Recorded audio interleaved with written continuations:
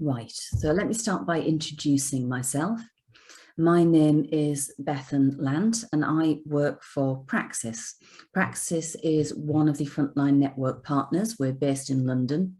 So we run the London Frontline Network, but ours is a thematic network.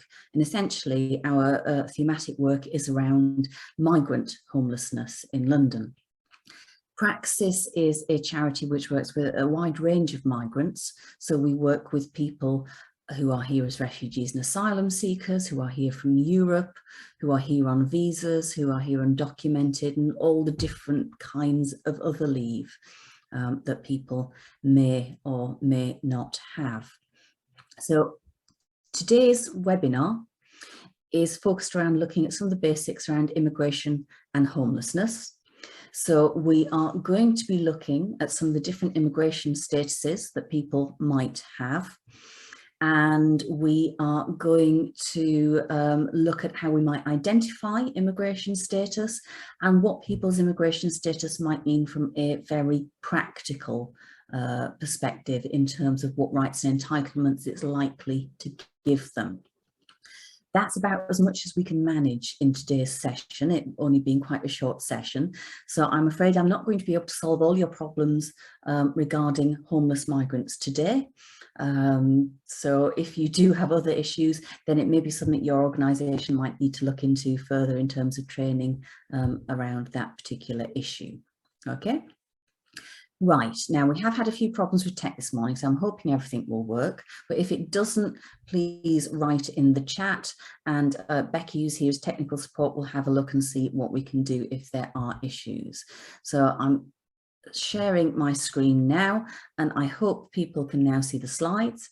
If you can't, please write in the chat so that we can check that. Okay, so good, I've got a thumbs up, wonderful, thank you very much. So why are we looking at migrant homelessness? Well, essentially, we're looking at it because there's a lot of it around. If we look at some of the figures around migrant homelessness, well, we know that migrants make up about 9.5 million of the UK's population overall. And we know that Brexit has substantially changed the rights and entitlements of a very large group of migrants, and that's had a big impact on a lot of services. We also know that immigration status impacts what a person can and can't access, so it's important to know what someone's immigration status is. And then when we look at some of the figures around very specific issues, we know that migrants are substantially overrepresented in rough sleeping figures. We know that recent migrants are particularly likely to find themselves in private rented accommodation. And we've also got research which suggests that households where at least one adult member is foreign born are more likely to find themselves in overcrowded living situations. So this is why we are looking at migrant homelessness, because it's important for the work we do. Now, we're going to try and launch some polls at this point to see if we can ask you some questions, but we have had some problems, so we're going to launch them and see if you can see them or not. So, Becky, if you can launch the first poll, please. Now, can people see a poll on their screen? If not, put it in the chat. Yeah, I've got a thumbs up again. Excellent. So, we have 3 questions on the polls. Question 1. Using the measure of applications per capita, where would the UK come in a league table of numbers of asylum applications for all EU countries and the UK? Which of the following is not in the top 5 countries of birth for UK residents born outside of the UK? And then if you scroll down, how many undocumented migrants are there in the UK? And I want you all to make up your minds, cast some votes and submit, and let's see what answers we come up with. Off you go.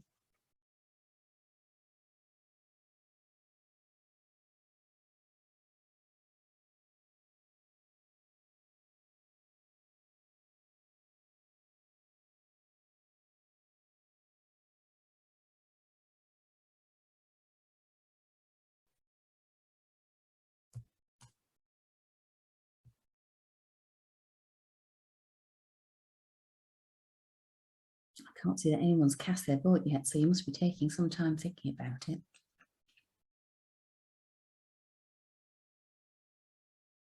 Go on, give me your best guesses.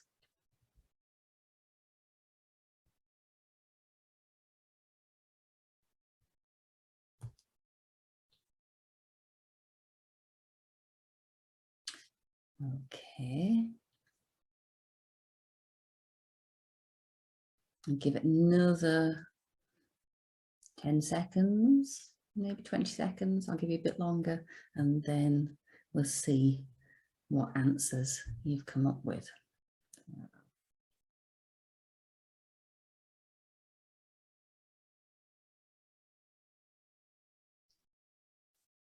Okay, I'm going to ask Becky to share the results now. So vote or forever hold your peace. Becky, do you want to share the results with us?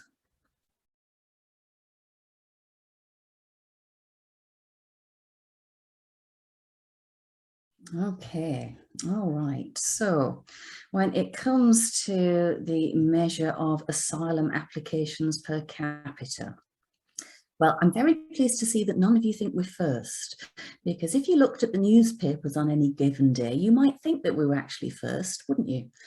Quite a few people think 5th or 9th, but 17th is actually the correct answer. If you looked at a league table of asylum applications, we would be number 17 in that list. And this was actually taken before what happened before events in Ukraine. So I suspect we may have slipped even further down the list now. But if you think about it, we are the last country that you will get to if you enter Europe, pretty much. We're not easy to get to, so it makes sense that we are not too near the top. Okay, so which of the following is not in the top 5 countries of birth for UK residents born outside of the UK? Quite a lot of votes there for Romania, who people think you're not in the top 5. And then India, quite a few votes there.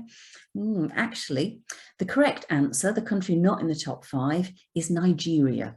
Nigeria is not in the top 5 countries of birth for people born outside of the UK. The top country of birth is India. So India is very high up in the list.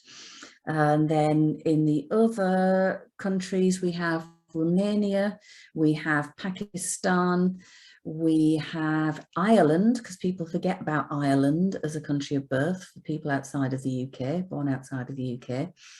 The 5th one's escaped me momentarily, but we can find that out later. And then how many undocumented migrants are there in the UK? Interesting. Of course, the correct answer is we have no idea. We don't really know. But we do have some research which tells us how many there might be, okay? So the best research that we have was done for the Greater London Authority a couple of years ago, and it suggested that we have 735,000 undocumented migrants in the UK. And I'm talking about undocumented, meaning that they have no current immigration status. We might look at the meaning of undocumented in a little while. However, what I would then say is, since that research was done, we've had Brexit. And following Brexit, every person who was here in the UK from Europe is supposed to have applied to the EU settlement scheme. And if they haven't done so, then they are at present someone who has no immigration status in the UK. If we estimate that probably around 10% of all people who should have applied to the EU settlement scheme haven't done so, and I say 10% because any immigration scheme which had a 90% success rate would be unprecedented. That would be incredible. But if we assume that about 10% of people here from Europe haven't applied, that would increase the number of undocumented migrants probably to around the second figure there, 1,235,000.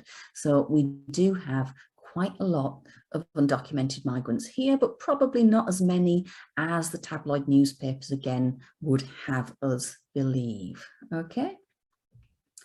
All right. So I was just trying to get your brains working at that point to see what answers we can come up with and what you might think on some of those.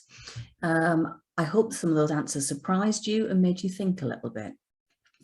So we're going to have a look through different kinds of immigration status and what it means in practice and how we identify those different kinds of immigration status. So one thing which I often start out with when I do trainings or webinars like this is talking about something called the Immigration Act of 1971. I don't go into law and legislation in huge depth in most of my trainings, but little bits of it are really key. And the Immigration Act of 1971 is actually the foundation of our current immigration system. So it's still in effect. It's still the piece of legislation that all our current immigration acts sit upon. And some of the key concepts which were introduced in the 1971 Immigration Act are still bits of law that we look at today and consider their meaning when we're looking at immigration status.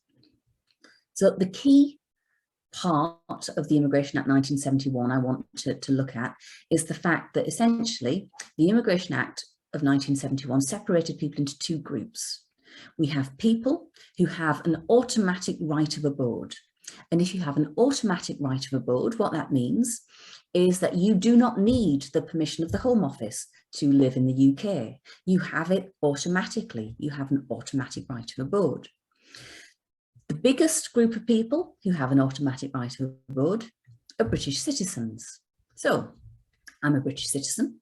Priti Patel might not like me very much.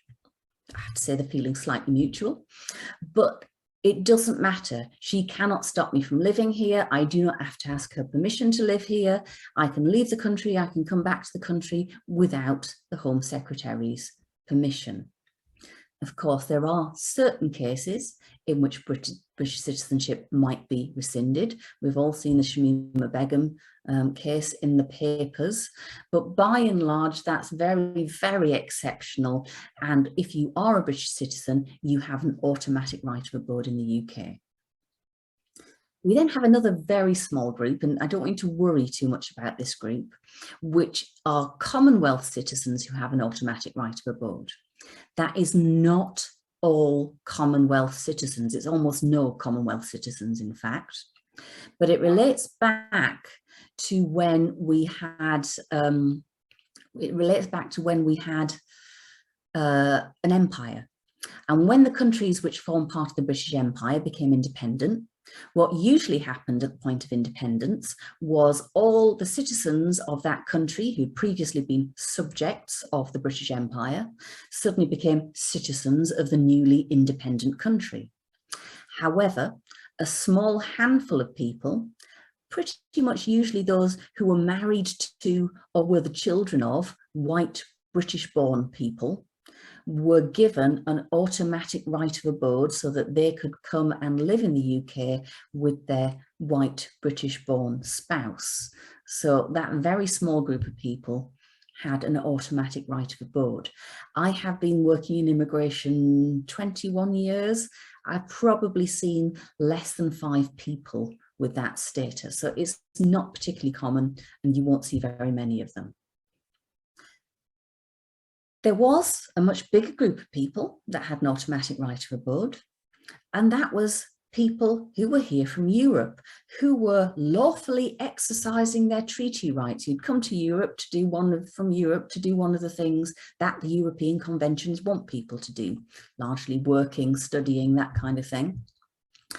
But Brexit caused that group of people to move out of Group 1, people with a right of abode in the UK, and transition into Group 2, people who are subject to immigration control. So everyone else, everyone who doesn't have this automatic right of abode in the UK is a person who is subject to immigration control.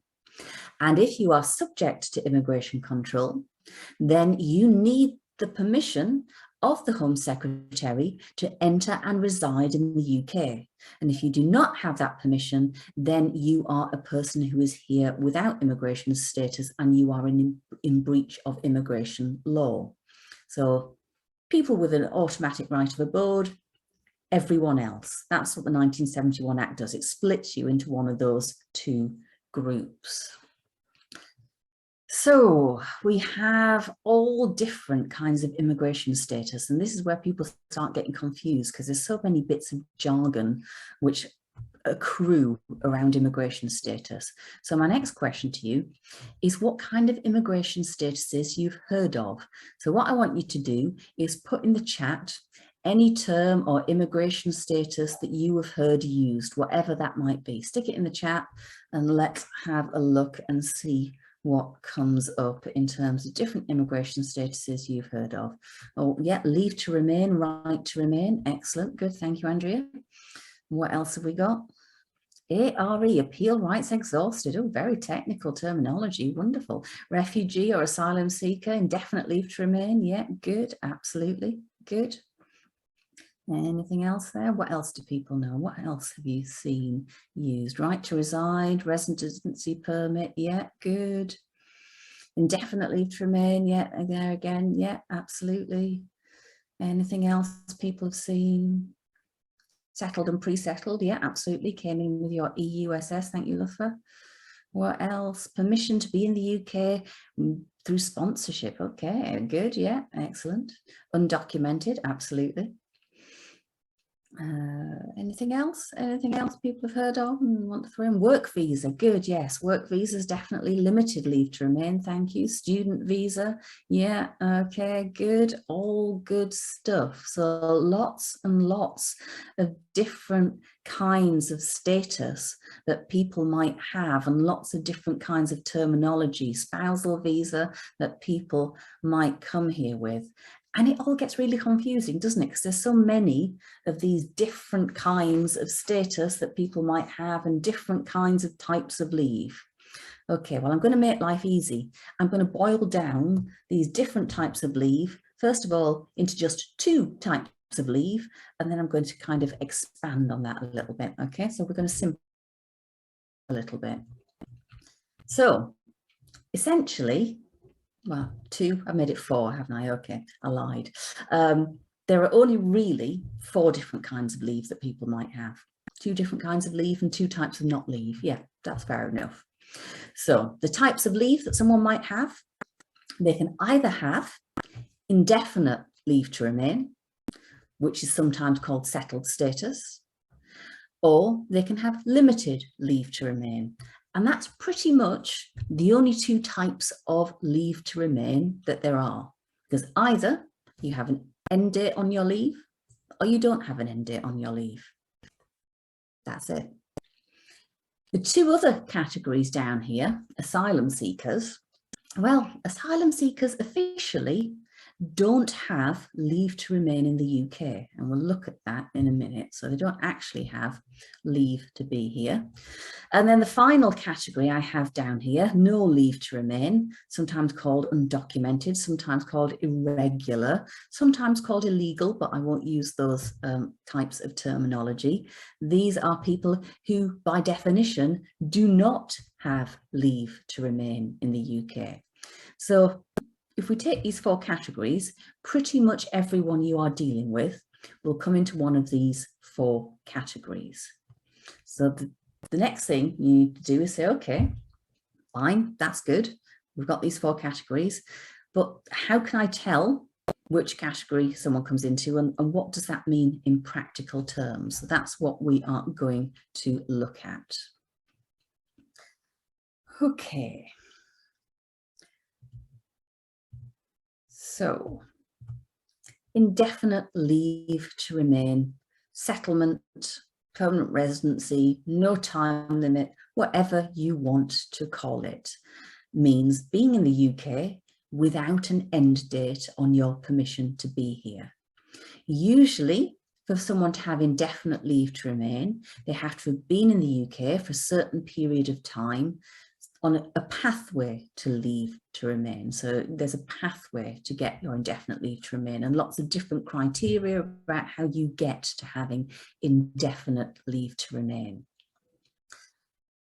While indefinite leave to remain doesn't have an end date on it, it can be lost. So you can lose your indefinite leave to remain if you leave the UK for long enough. For most people with indefinite leave to remain, that would be 2 years or more.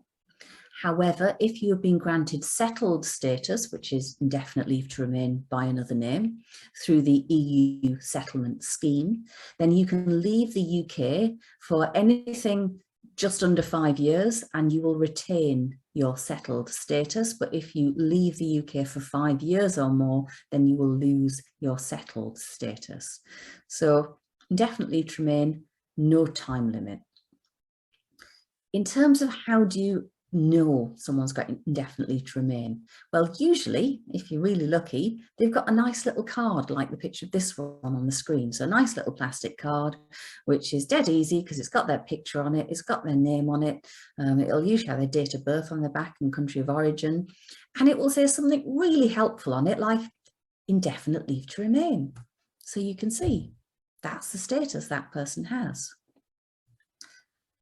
It's important to remember that there is an expiry date on the card, because the card itself expires just in the same way a passport expires or a photo driving license expires, but that the expiry date relates to the card, not to the leave, because indefinite leave is what it says. It's leave without an end date. It's indefinite. The date on this card is quite important, actually, 31st of December 2024. And the reason this particular date is quite important is that from now on, you will probably not see any cards, any little plastic biometric cards, which have a date on after the 31st of December 2024. This is because the Home Office has decided that from January 2025, they are transitioning to a system where instead of nice little plastic cards, which someone can keep handily in their wallet and show you, they are transitioning to an entirely digital system whereby everyone will have to prove their status online. They will all have online status. So any of you who've been dealing with people who have leave under the EU settlement scheme will probably already be familiar with the digital system as it stands under the EU settlement scheme.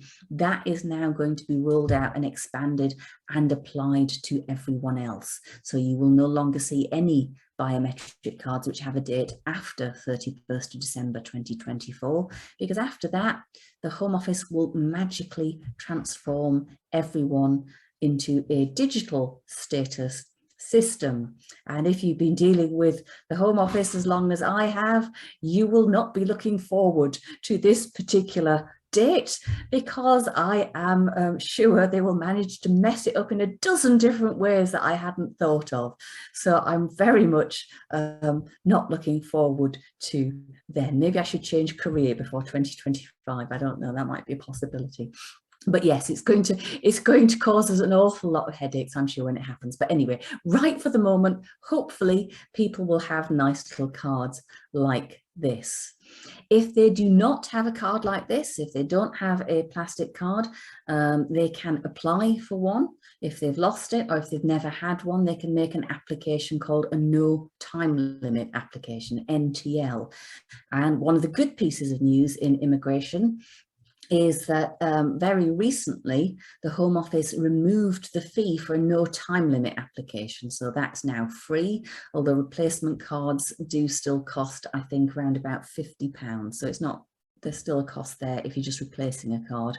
But if you have to show that you have leave to remain because you've lost your card, then that is now a free application. Just to point out, just because someone has indefinite leave to remain, it doesn't mean that they are not subject to immigration control. People with indefinite leave to remain are still people who are subject to immigration control. Hopefully they have to have very little to do with the Home Office, but unless they become British citizens, they are still people who are subject to immigration control, which means they have to have that permission from the Home Office to be here. And when they leave the country, they could be stopped from coming back in again if the Home Office felt so inclined. And if they committed a criminal offence, they could potentially be deported if that offence was serious enough. So indefinite leave to remain is good, but it's still a person who is subject to immigration control. Okay, so that's relatively easy. It's nice and straightforward, isn't it? So let's go on to some of the more complex types of leave to remain. So next we have limited leave to remain. Limited leave to remain is slightly more complicated. It means that someone has a time limit on their leave to be here. They're here for a particular period of time. But the way I break it down in terms of simplicity and knowing what someone can and can't access is I split it into two basic groups. The first kind of group is someone who has a limited period of leave for a very specific purpose. They're going to come to the country, they're going to do a thing, and then they are going to go away again. That's what the Home Office really wants. So you get a visa to come in as a student, you come, you study, you finish your studies, you go away again. You get an employment visa, you come, you work, you do your work, you finish your work, you go away again. The Home Office are really keen on that last bit. You go away again. They very much highlight that when someone applies for a visa. So often when people apply for a visa, a lot of the questions that the Home Office ask are around, what connections do you have in your country of origin? What assurances do we have that when you have come and done your thing, you will go away again? Okay, so it's a key part of how the Home Office sees this particular type of leave. There are always possibilities for people to change their type of leave. So for example, sometimes you can come, you can study, you finish your studies, and instead of just going away again straight away, you apply for a slightly different type of visa, a postgraduate studies, a postgraduate employment visa, where you can find work. So you can sometimes transition to a different kind of visa, again, where you will be doing a thing. And sometimes, if you've been here for long enough with a visa, they do eventually let you apply for settlement to stay here permanently. But the general idea is you come, you do, you go, okay? And that's pretty much most kind of visas that you will see. And there are as many different kind of visas as there are stars in the sky. You get all kinds of visas. So I've put down the three most common here: student, work visa, visitor visa.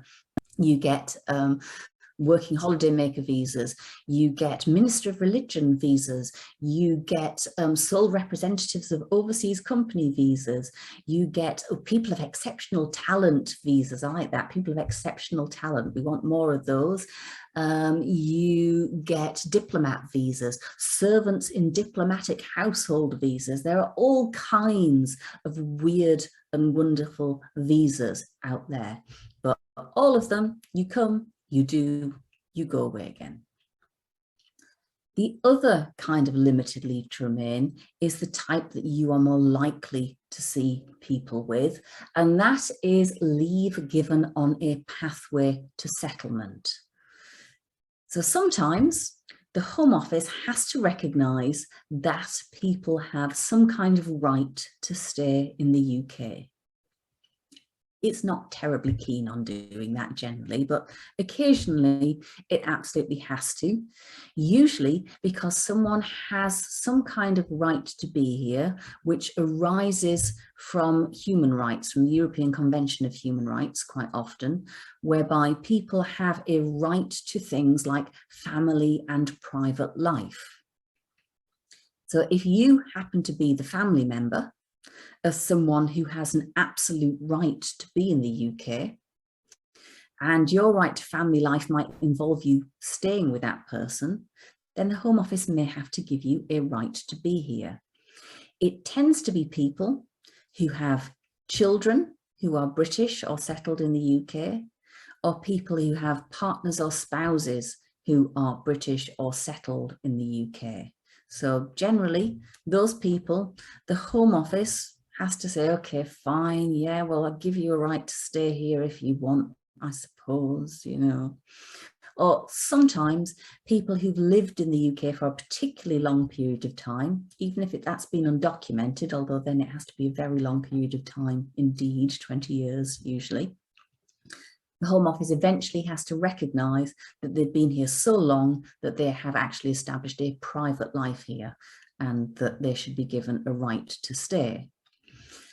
So when the Home Office grants this kind of leave, they have to acknowledge that the reason for this person being in the UK is probably going to hang around for a little bit. You have a child and that child tends to be with you usually until they're aged 18. You might try and get rid of them before then, but generally they hang on for a little bit. So the Home Office has to acknowledge that this person isn't going to just come, spend a little bit of time with their child and then go away again. So the Home Office says, fine, all right, good, we'll put you on a pathway to settlement. So people are then given chunks of leave in 2.5-year chunks, and eventually they will be eligible to apply for indefinite leave to remain, to apply for settlement. The pathway tends to be 2 different lengths. It's either a 5-year pathway to settlement or a 10-year pathway to settlement. The 10-year pathway to settlement tends to be for people who are naughty, that the Home Office doesn't like very much, people who have overstayed a previous grant of leave or who can't comply with the financial requirements and show that they have lots of money at the point where they come to the UK, or enough money to support themselves, or sufficient accommodation or whatever it might be. So the 10-year pathway is the Home Office naughty step, and it says, okay, fine, we really have to give you leave, but we're going to make you go right through to 10 years before you're eligible to apply for indefinite leave to remain settlement. And then the 5-year pathway tends to be for people who do it the way the Home Office would like, applying from outside of the UK for a visa to get here, and complying with all the financial and language requirements that the Home Office puts in people's way. So they have their leave, but when it expires, rather than expecting them to go away again, the Home Office accepts that those people will apply for an extension of leave to remain, and that they will keep doing that until they reach the point where they are entitled to be settled in the UK. So those are the 2 main different types of limited leave to remain. There are a couple of other types which don't necessarily fit easily into either category.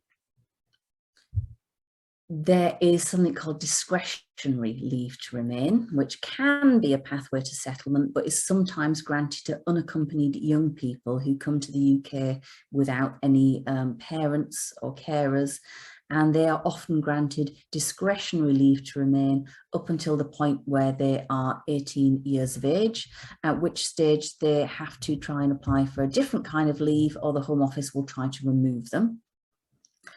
And then just recently, we've had a whole new lot of different kinds of leave to remain being introduced by the Home Office under the schemes for people fleeing Ukraine. So there are now 3 different schemes in existence for people who are fleeing Ukraine. And under all of them, people are being granted 3 years permission to be in the UK. But what the Home Office has initially said is, well, this 3 years doesn't count on any kind of pathway to settlement. Don't expect to be getting any indefinite leave to remain here anytime soon. This is not a pathway to settlement. We are giving you 3 years leave to remain.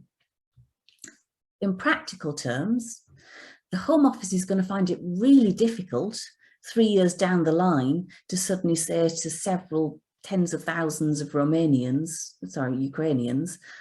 actually, now your 3 years is up, we expect you all to leave again. So in in likelihood, the Home Office will have to introduce some kind of extension scheme, which will then likely turn into some kind of pathway to settlement. But at the moment, they're being very cagey about it, saying, yeah, we might do that, we might not, you know, I'm not going to tell you right now. So we shall wait and see. If you have limited leave to remain, well, you can have lots of different kinds of documentation. So on the previous slide, there were a couple of stamps there, which I have seen particularly for Ukrainians actually at the moment, because most Ukrainians, or quite a lot of the Ukrainians who are coming here without doing a lot of the preparation beforehand. So they're not going through an extensive visa process. They are going through some application process. So what often happens is they don't get much in the way of documentation before they leave to come to the UK. And so when they arrive, they often just get stamps like this in their passport, which I looked at some of these and thought, really? An employer is supposed to believe that this gives you a right to be in the UK? But yes, this is what UK Border Force at the airports often use to stamp into people's passports. Hopefully, most people who have limited leave to remain will get a biometric residence permit. So it will look like this earlier biometric card on this slide here. But instead of indefinite leave to remain, it might just say leave to remain. It might say limited leave to remain. And the expiry date on the card will often be the expiry date of the leave to remain. But again, we're now seeing, because of this digital status thing, that often the date on the card is the 31st of December 2024, and that might not be the expiry of leave. So that could get a bit confusing in the long run. We'll have to work out what we're going to do on those ones. And generally, if you have limited leave to remain and you have some kind of stamp, whether it be in your passport or you have a little plastic card, then it will say on it what you cannot do. So if you have a kind of status, which means that you cannot work, then your little card or your stamp in your passport will say employment prohibited. If you have a kind of leave which means that you cannot access welfare benefits, the little stamp or the writing on your passport will say no public funds. So generally it has prohibitions in your stamps and in on your card, but it doesn't say what you can do. It's only the negatives it has. I have seen on a few passports, again particularly from Ukrainians who I've been doing quite a lot with recently, these kind of stamps in people's passports where the stamp which says leave to enter in the UK has written on the bottom, no recourse to public funds, and the immigration officer has crossed that out with a biro. And that's supposed to signify that that person does have recourse to public funds. But again, I would really like to see the reaction to Benefits Agency and some local authorities if someone presents that with this scribble out in a biro on it. But the Home Office says that's fine. Anyway, so those are the kind of documents you might have. Your expiry date will usually be evident, and sometimes these little cards or the stamps in the passport might come with an accompanying Home Office letter, and the Home Office letter might say a little bit more about what kind of rights and entitlements someone has as part of their leave to remain. But as I say, usually the prohibitions will be up there up front, quite evident in people's documents.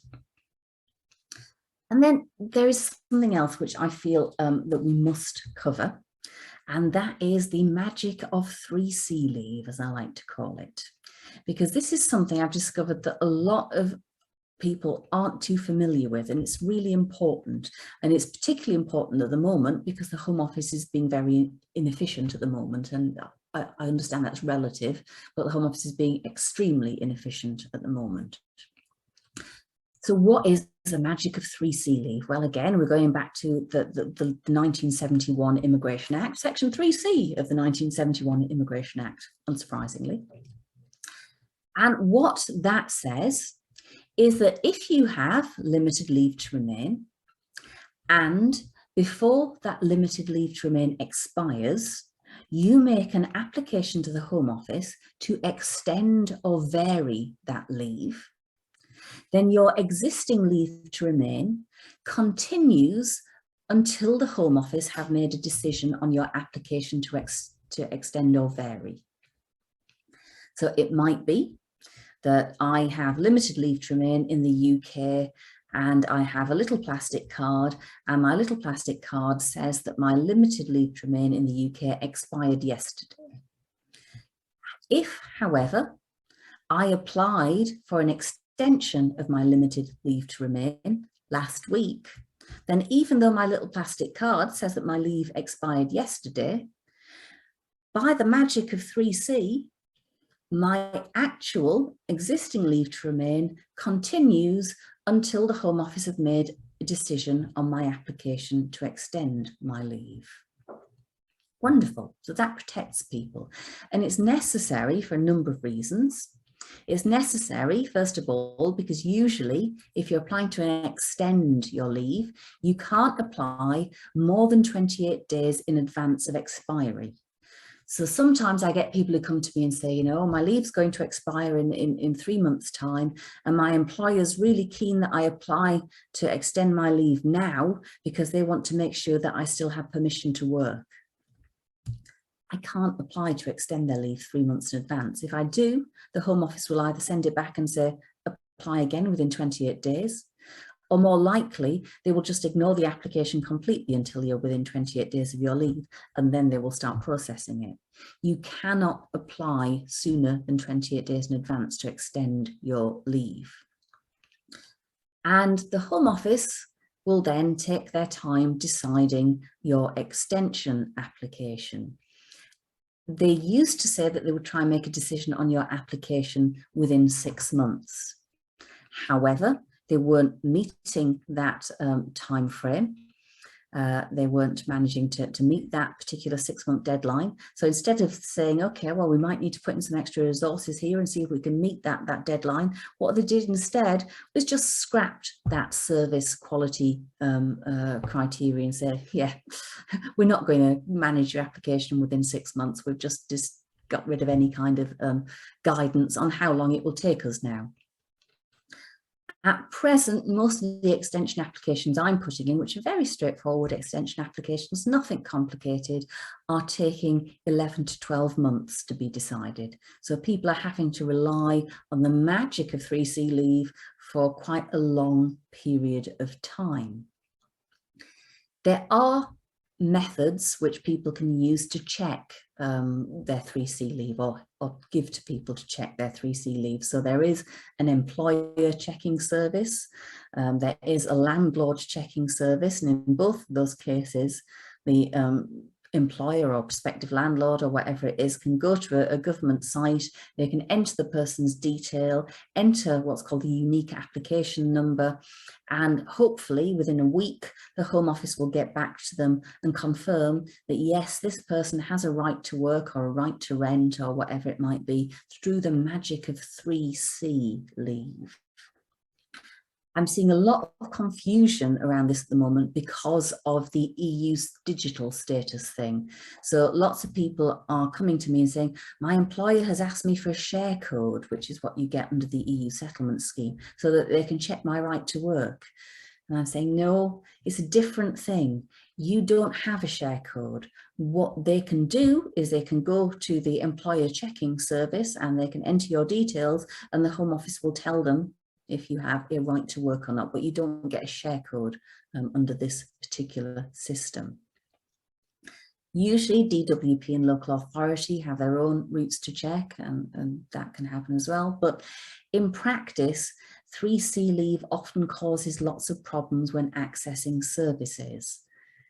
If you're a private landlord and you have 10 people all desperate to rent your property from you, and one of those people can't produce a nice straightforward document which shows that they definitely have a right to rent, but says instead, no, you're going to have to go to this Home Office website and enter all my details, and then within a week the Home Office will tell you, yes, I do have a right to rent.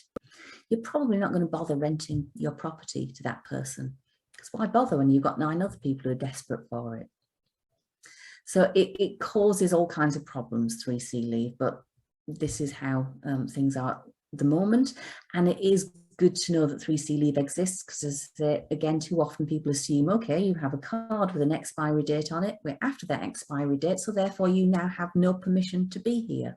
Not the case if they have applied before expiry for extension or variation. So look out for 3C leave. Evidencing digital status. I'm sure many of you have already done this. So in terms of evidencing your status under the EU settlement scheme, the majority of people, rather than getting any kind of document, have been given, well, they get this lovely paper letter from the Home Office which says, you have been granted settled status or pre-settled status under the EU settlement scheme. This letter from the Home Office stating that you've been granted settled status or pre-settled status under the EU settlement scheme is not proof that you've been granted settled status or pre-settled status under the EU settlement scheme. Yeah, I know. So in order to evidence that you have status under the EU settlement scheme, you have to go and look at your digital documents, your online documents. So people can do that. They can go and check their documents. They can look at their own documents. And then if they want to share them with people, they go down to a little bit on the screen which says sharing your status with people.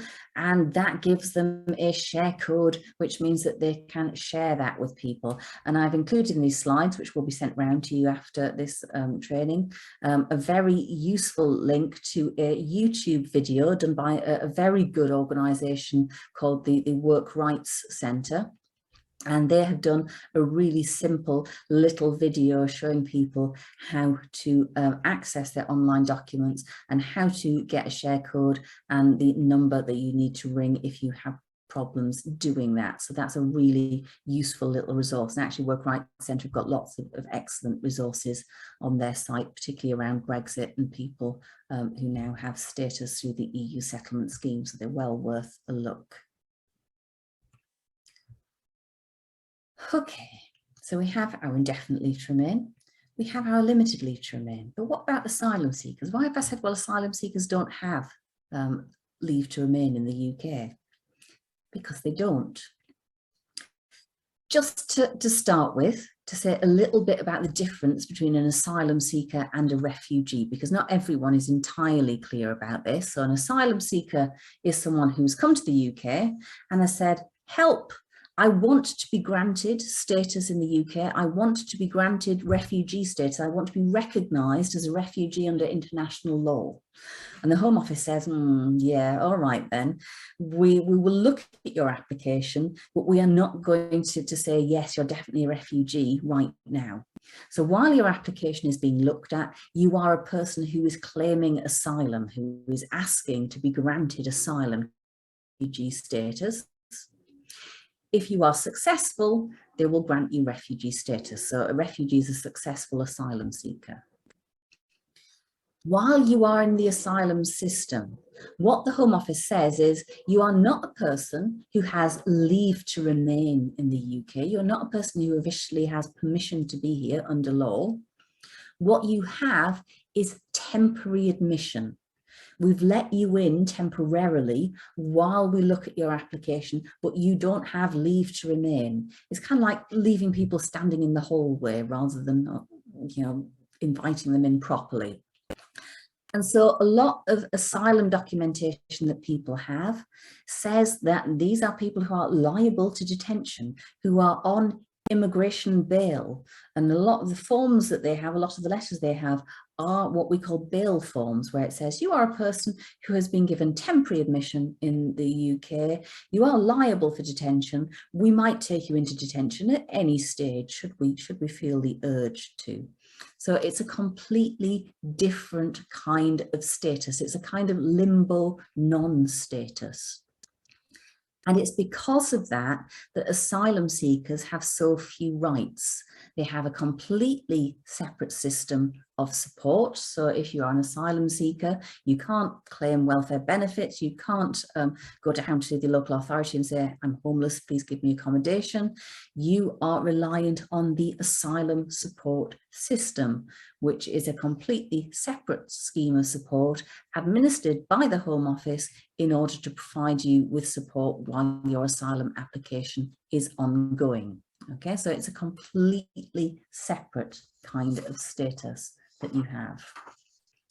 And then you might get documents like this. So this is one, there's a letter there, which is the kind of documents one might have if they are here as an asylum seeker.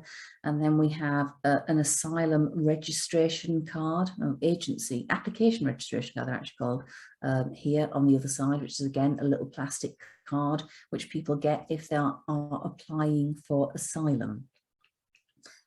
This one says allowed to work. That's extremely rare, so not very many asylum seekers are allowed to work.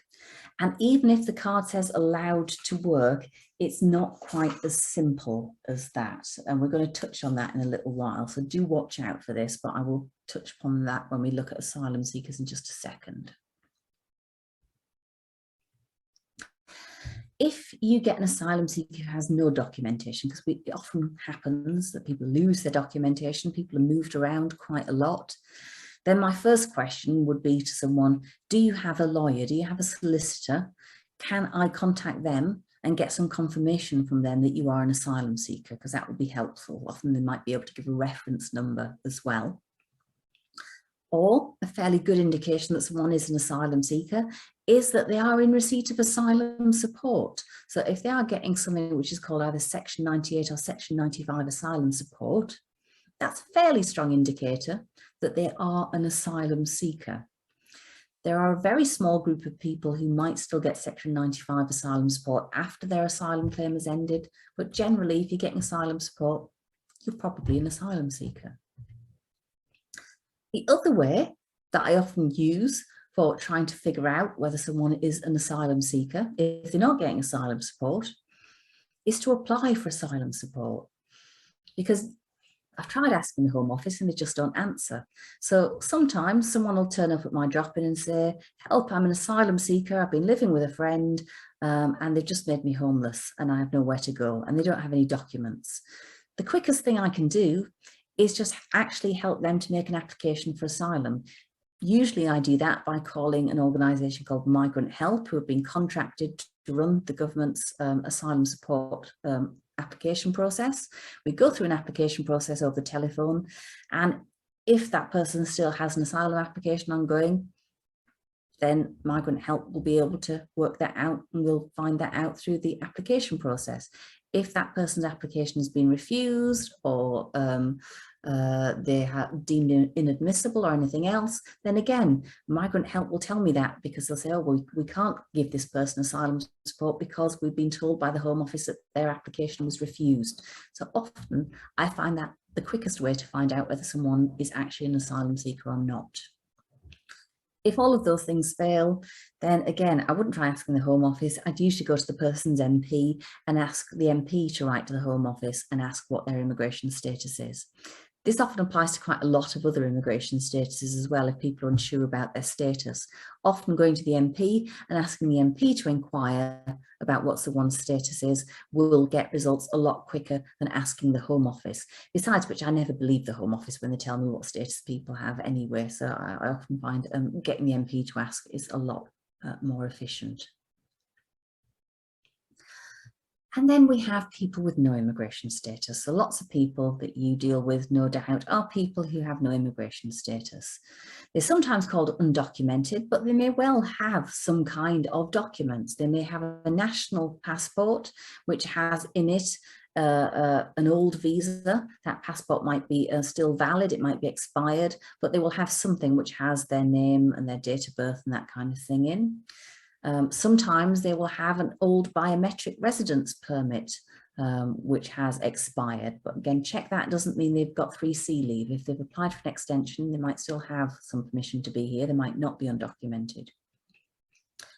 Sometimes they will have a letter saying, you have made an application to the Home Office. We will decide this application one day, possibly, maybe.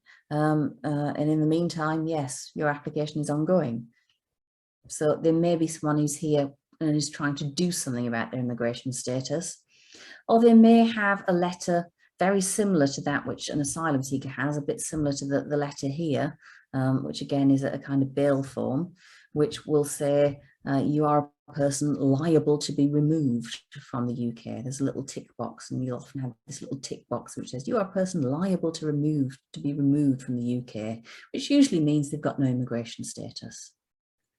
Or you may have someone who has no documentation whatsoever and is just a person who the Home Office are not aware of, doesn't have a national passport, that kind of thing. That's quite challenging to deal with, but lots of our clients, and I'm sure lots of yours, fall into that particular category. Okay, finding out more about immigration status, as I say, if the client does have a solicitor and you're not sure, ask the solicitor. If they don't have a solicitor, you can sometimes do a Home Office subject access request. So that's when you write to the Home Office and say, please send me the full file of this person that you have, any information about them on file. It's a slow method of finding out. The Home Office, again, are quite slow to respond, so it will take several months before they'll send you someone's file. And even when you get it, working out someone's immigration status from a Home Office file is something of an art. So you may need someone to have a look at it, or get the MP to write on behalf of your client. What I would generally advise is do not approach the Home Office directly to ask a client's status. One, because that can put someone at risk if they are actually someone who's here without documents and the Home Office is minded to remove them and they haven't got immigration advice first. I would say that that potentially puts them at risk. But also, the Home Office is rubbish at telling people what their immigration status is, and they often get it wrong. There were some checks recently, so a few years ago, the Home Office told banks that they had to check all their bank accounts to see if this list of people that the Home Office had created had bank accounts, because the Home Office believed that this list of people were here without status. And if any bank had an account registered to one of those people, then the bank had to suspend the account. They had to stop doing that because it was found that 10% of the people on the list that the Home Office had provided did have immigration status to be here and shouldn't be having their bank accounts suspended. So 1 in 10 times the Home Office, the organisation who was supposed to know what immigration status people have, got it wrong. So I would be very careful about asking the Home Office anything. And I would never again advise people to approach the Home Office directly. If after all those steps it's still unclear what someone's immigration status is, the only way forward is going to be to get them to see an immigration advisor so that the immigration advisor can work with them to figure out what is going on with their immigration application. Easier said than done, I know, but it is the only way forward for someone who has that degree, that lack of clarity around what their actual status is. Right, okay, so if you have someone who is subject to immigration control and you say, this person's got no recourse to public funds, as someone who works with migrants, I'm going to want to know, what do you mean when you say this person has no recourse to public funds? Do you mean that they are a person who has leave to remain, but that leave to remain is subject to a no recourse to public funds condition? Do you mean that they are a person who has EU status, pre-settled status, but they're having problems accessing benefits or housing because they cannot pass the right to reside test, the habitual residence stuff, which is inside the benefits or the housing regulations? Are there someone who does not have a right to rent? Or are there someone who you are saying cannot access public funds or other services because they are a person with no immigration status or possibly no evidence of their immigration status? And if you're going to help someone who is having problems because of their immigration status, then it's important that you identify as soon as possible which of these things you are talking about, because that's the only way you're going to help someone move forward. So your key thing, whenever you're working with someone who you think they're having problems accessing services because of their immigration status, is to identify what is their immigration status, what is the barrier to accessing services or public funds, because only once you have made that identification can you help them to move forward. Okay, now I'm going to do a really quick dash through a kind of rough and ready guide to people's rights and entitlements, and then we should have some time to open it up for questions at that point. So sorry I've been talking for so long. I'm going to keep going a while longer, and then we're going to stop and look at the questions. Okay. Right, deep breath. Ready? Hold on tight. A very rough guide. This is rough and ready. If you have a person who has indefinite leave to remain or settled status, then you can pretty much assume that their rights and entitlements to services, to public funds, is the same as an equivalent UK citizen, because in 99% of cases that will be the case. Very, very rarely you will come across someone who is subject to something called a sponsorship agreement. And that was mentioned earlier on when we were looking at the different kinds of immigration status.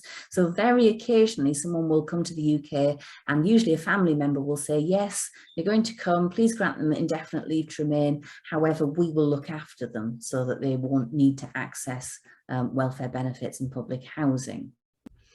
Even a sponsorship agreement can be gotten around and people can still sometimes access benefits and other services if they're subject to a sponsorship agreement. So it's always worth getting advice on that. But by and large, indefinite leave to remain, wonderful. You don't have to worry. Full access to public funds in the same way as a UK citizen, full right to work, full right to rent. Of course, they'll still have all the same problems as any UK citizen has, and we know lots of UK citizens end up homeless as well, despite having all these rights and entitlements, but they're no worse off in some respects. So that's the good thing if you're dealing with someone who has indefinite leave to remain or settled status. Good, that's that one done. Phew. Limited leave to remain for a temporary purpose. So one of those visas where they want you to come, to do what you're doing and go away again. It's simple, it's not nice, but it's simple. If you are here on a temporary visa, you will not have recourse to public funds, because part of the criteria of you getting that visa, whether it be a student visa, an employment visa, a diplomatic visa, a visitor visa, is that you have proved to the Home Office that you can come here and that you can support yourself without recourse to public funds. And if at some stage it suddenly transpires that you can't, so you came on a student visa, you thought you could support yourself because you thought you could probably work part-time while you were studying, and now it turns out you can't and you're stuck, the Home Office's answer to that is, then go away again, please. We do not want you here. And as an immigration advisor, there's nothing I can do for that person. A student comes to me and says, I'm sorry, I'm stuck, I now can't support myself. There's nothing I can do because there's nothing in law which enables me to apply to the Home Office and say, can you give this person recourse to public funds or recourse to something else? There's nothing that I can do for that person. So simple, brutal, but simple. If you have a visa which lasts over 6 months, you will almost certainly have access to the health service because you will have paid something called the Immigration Health Surcharge, which gives you access to the health services. You will have a right to rent if you're here on a temporary visa of most kinds. And you may or may not have a right to employment. Most visas, again, of over 6 months may well give you a right to employment. But if your visa doesn't give you a right to employment, it will say employment prohibited on your visa. So it's usually fairly obvious. So again, people here with limited leave to remain for a temporary purpose, their rights and entitlements are fairly straightforward and self-evident. The sticky things start to come when we get to people with limited leave to remain on a pathway to settlement, because this is when the Home Office starts getting creative and all kinds of things happen. So again, if you have limited leave to remain on a pathway to settlement, there are several things which you will be able to do. So you will have a right to work, you will. You will have a right to rent. You will have full access to health services, because again, you'll either have paid the immigration health surcharge or you may have been granted a waiver for it, but either gives you full access to health services. But the Home Office has a discretion about whether it gives you recourse to public funds or not. So the Home Office can give you recourse to public funds, but it doesn't have to. If you're on the 5-year pathway to settlement, it will definitely say that you have no recourse to public funds. If you're on the 10-year, it might be variable. The difference, the key difference between this and your other kind of temporary leave is that there is a mechanism to get the no recourse condition removed if you cannot manage with no recourse to public funds. So generally, you can make an application, you can say, help, I'm destitute, or help, I'm at risk of destitution. I may become destitute because I cannot support myself or find suitable accommodation with my income. Or help, I have a child and my very low income is negatively impacting my child. And any of those arguments correctly made will give you recourse to public funds. So it is possible to get.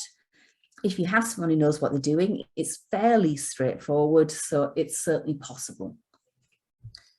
The thing I want to flag up here, refugee status. So refugee status is a kind of limited leave to remain. It is a status which is granted for 5 years usually, and it is a kind of pathway to settlement, because usually after you've been here for 5 years with refugee status, you're able to apply for settlement. You have a right to work, a right to rent, full access to health services. And at present, as a refugee, you always have full recourse to all public funds. However, New Nationality and Borders Act has just come into effect. And under the New Nationality and Borders Act, the Home Office is splitting refugees into 2 groups. Again, they like doing this, you know, good people, bad people, good refugees, bad refugees, type 1 refugees, type 2 refugees. Type 1 refugees are people who've come through an accepted mode of settlement or have come to the UK in a safe manner and have claimed asylum as soon as possible. Type 2 refugees, anyone who the Home Office deems to have come to the UK in a manner which is unnecessarily risky or has not claimed asylum as soon as the Home Office think it was possible for them to do so. That means even if the Home Office recognise that someone is a refugee, if they then say you are a type 2 refugee, you will quite probably get a no recourse to public funds condition attached to your permission to be here. Again, it will be possible to apply to remove that condition of leave, but that's going to take time, and we expect to see an increase in homelessness and destitution among people who are here as refugees, who are already generally people who are traumatised and very badly off. But there we are. That's, again, the Home Office for you. So we're expecting to see that quite soon. This is one of the things that we're going to be looking at in Praxis in terms of campaigning, how many people are impacted by this. Okay. EU pre-settled status. This is where things get really complicated, because if you have EU pre-settled status, you do not automatically have the right to access benefits. You still have to pass the habitual residence test for benefits or housing. And in order to do that, you have to show 2 things. First of all, you have to show that you were legally resident on the 31st of December 2020, or more likely than not legally resident on the 31st of December 2020. And that at the point that you make your application, you are a qualified person. A qualified person usually means that you are working, that you have very recently been working. Your right to housing and homelessness support also depends upon you being a qualified person, having that right to residence on the 31st of December 2020 and being someone who is or was very recently working. So you may not pass the right to reside test if you just have pre-settled status, and again, that can leave you in a precarious situation. You will have full rights to work, you will have full rights to rent, you will have full rights to NHS treatment, but access to benefits and homelessness support can be curtailed by not being able to pass the right to reside test. If you have an ongoing EU application, this is an interesting one. Again, if you have an ongoing EU application where the Home Office hasn't given you a decision yet, then your rights and entitlements to benefits are pretty much the same as someone with pre-settled status, in that you have to show that you were lawfully resident at the correct point and that you are a qualified person at the point of application. It doesn't matter if your application was made in time or late. What do I mean by that? Well, everyone was supposed to have applied to the EU settlement scheme by the 30th of June 2021 at the latest. And if they apply after that, it's a late application. But as far as rights and entitlements are concerned, it doesn't matter. Once you've made that application, your rights and entitlements are pretty much the same as a pre-settled person. So that does again give you a right to work, a right to rent, and rights to health services. And joining family members, coming to join people who are already here, if they apply within 3 months of arrival to the EUSS, they also get this protection in terms of access to services. So that's useful to know for people who have ongoing applications, because we know there are a lot of delays, particularly for those people who may have a pending criminal matter going on. Asylum seekers only get access to support and housing through asylum support. They do, however, get full access to asylum services and to health services. Employment, you can apply for the right to work if you've been in the asylum system for 6 months, and you might get it, but you can only work in something called a shortage occupation. A shortage occupation is an occupation on a list which the Home Office produces, which says where they think we have shortages. From February, care work was on that list, so that sounded really useful. However, shortage occupations also have an income requirement. I haven't got the exact figure to hand, but it's somewhere over £19,000 a year. So unless the employment is A, on the shortage occupation list, and B, pays just over £19,000 a year, it's not a shortage occupation, and an asylum seeker can't take a job under that scheme. So unless you find care work, which pays an awful lot, having care work on the list isn't particularly useful. Refused or failed asylum seekers, or someone else called it ARE, Appeal Rights Exhausted Asylum Seekers, can only get asylum support in very exceptional circumstances, and any other rights and entitlements to access services tend to depend on whether they're getting that exceptional asylum support. So people will need specialist advice in those situations. And if you have no leave to remain, then you don't have a right to public funds, you don't have rights to social housing, you don't have a right to rent, you don't have a right to work. You may have rights to social service assistance if you are either a person who has children or a person who has substantial care needs, and you have an ongoing application with the Home Office. In those cases, social services may have duties to you. The other thing you can access as an undocumented person is GP services. Any GP should be able to register you. They have an absolute discretion to do so. Many GPs try and cut people out, but NHS guidance does say that they should not be doing that. It's secondary care where the problems will kick in. If you have someone who has no leave to remain, who has no immigration status and has an ongoing application, they will need immigration advice. There is no way around that. Just to flag up, under the Local Authority Acts and Homelessness Assistance Acts, Local Authority Housing Act governs exactly who is eligible for inclusion on the council housing list and for homelessness assistance, and that generally screens out lots of kinds of people who are subject to immigration control. It has kind of a list where it says, if you're subject to immigration control, you can't get any help from us unless you're on this list. And then it gives you a list of people who it accepts are eligible for support, even though they are subject to immigration control. People who have indefinite leave to remain, people with refugee status, people coming under those Ukrainian schemes. So you basically need to get the list and look at it. Homelessness Reduction Act places a duty on local authorities to ensure that everyone in their area can access free information and advice on preventing homelessness and securing accommodation when homeless. And the rights of people who are homeless or threatened with homelessness and how to access that help. How they do that is up to them, whether they do it by paying for a local advice agency to do it or by doing it themselves, entirely up to them, but they have a duty to do that.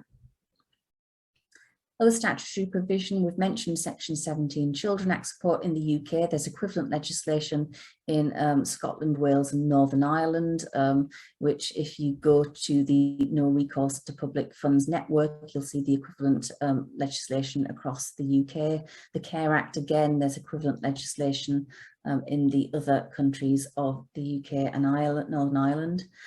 Section 117 aftercare, possible for people who've been sectioned under the Mental Health Act, and there are public health grounds for local authorities providing accommodation. So SWEP comes under that. If we have extreme weather and they open up to everyone, then that's a public health ground for accommodating people. One last bit of useful legislation, Schedule 10. This comes under asylum support, but it doesn't actually just apply to people who are asylum seekers. It tends to apply to people who have no status to be in the UK. If someone has no status to be in the UK, but they are on immigration bail, and that immigration bail is subject to a residency requirement that they live at a certain address, and they are either a person who comes under the Special Immigration Appeals Commission cases, someone who's suspected of being a terrorist usually, or they are an offender who poses a very high risk of harm to the public and are at risk of reoffending, or they are someone who failure to support them will breach their human rights, then they may be eligible for something called Schedule 10 support. Asylum Support Appeals Project are the people to go to on this. I'm going to send around some resources as well with the slides. An Asylum Support Appeals Project are the people to look at for advice and assistance on Schedule 10, because anyone applying for this will need to get specialist advice on this from an immigration advisor or from someone like Asylum Support Appeals Project. Right to rent, criminal offence for a landlord to rent to someone who doesn't have a right to rent. They're supposed to check.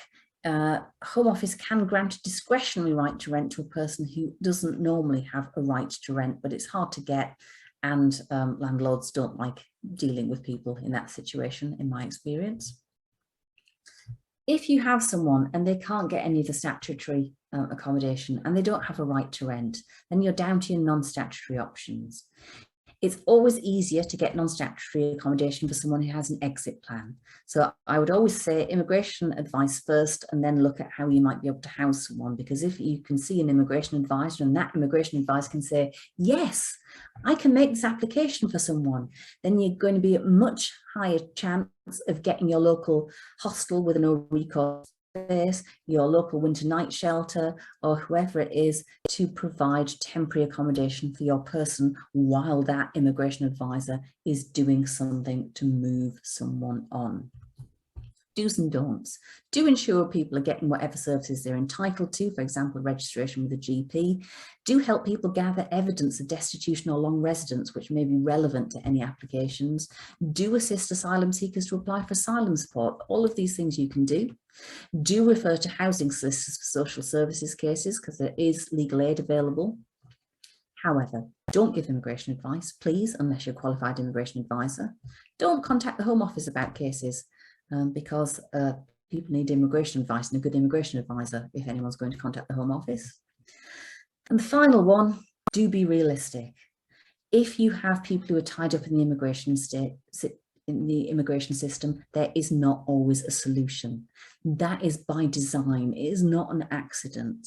The government is trying to get rid of as many people as possible and make life as difficult as possible for people in the immigration system. So a lot of this is destitution by design. So do not be surprised if you have some people for whom you just cannot work out a solution.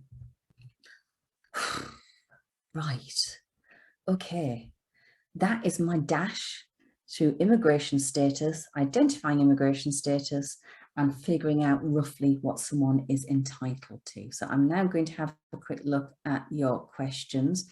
I did see a quick question which was, do unaccompanied children have access to education? All children of compulsory education age have access to education because it's deemed to be a greater good. So whether they're undocumented or anything else, it shouldn't matter. They will all have access to education if they're of school age. The digital system's a nightmare, I know, yes, absolutely, I agree entirely. Yes, the 3 million are also campaigned to try and fix the digital status system, and they are very worth looking at. In terms of plans to challenge the widening of the digital system, it's something I'm sure we'll be talking to the Immigration Law Practitioners Association about, because they're the people who tend to do a lot of these big bits around these bigger issues in the system. And we were just saying today actually that we're already starting to see instances where people aren't sure when their current leave expires because they've been sent a biometric residence permit, but the date of expiry is fixed as the 31st of December 2024, even though we know that they will have leave to remain after that date. So we're going to be talking to other organisations working in immigration to see if there are any challenges. Question from Andrew. Since ARAP, is it true that those on other resettlement schemes, SRP and UK resettlement, can now apply for indefinite leave before waiting for their limited leave to remain to end? Lots of people who get in through the other settlement schemes are granted indefinite leave to remain very quickly. So certainly most people who are granted through the Afghan schemes are granted indefinite leave to remain pretty much as the first option rather than the second option. What we're finding, however, though, is that the Home Office are particularly slow to process those applications. Often, if you are on a pathway to settlement, so if you are on a pathway to getting indefinite leave to remain, and you hit the time criteria, but you still have another, I don't know, 6 months left on your limited leave, let's say, you can apply for indefinite leave at that stage sooner than your limited leave expires. This is the one exception where you could apply for indefinite leave sooner. You'd say, yes, I was on the 5-year pathway to settlement. I've done 5 years of leave to remain, even though my little card says that my leave expires in 6 months' time. So there are possibilities for applying for indefinite leave before your limited leave expires if you're on one of those pathways to settlement. Yes, you'll get a copy of the presentation plus a copy of resources, so you'll definitely get that. And then we have Lutfa. How does someone who spends more than 2 years outside of the UK with ILR retain their residence? I have a gentleman who's told that he does not pass the habitual resident test by the housing services. However, he is receiving pension credit. Okay. One of the problems, if someone has indefinite leave to remain and leaves the UK and is outside of the UK for more than 2 years and comes back, is that it isn't always spotted. So they may have a biometric card which says indefinite leave to remain. And when they go out and come back again, often they still have that biometric card which says indefinite leave to remain. And if they just go along to the benefits agency and present that, then they may end up getting welfare benefits. If further questions get asked about, well, okay, how long have you lived in the UK? Have you been out of the UK at any point? How long have you been out of the UK at any point? Then they may find that they are blocked from getting services. So that sounds like what's happened with your client, Luther. offer that they have applied for pension credit and there haven't been a lot of questions asked, so they've been granted pension credit, although it might be that they've paid enough national insurance contributions. It could be one of those two things.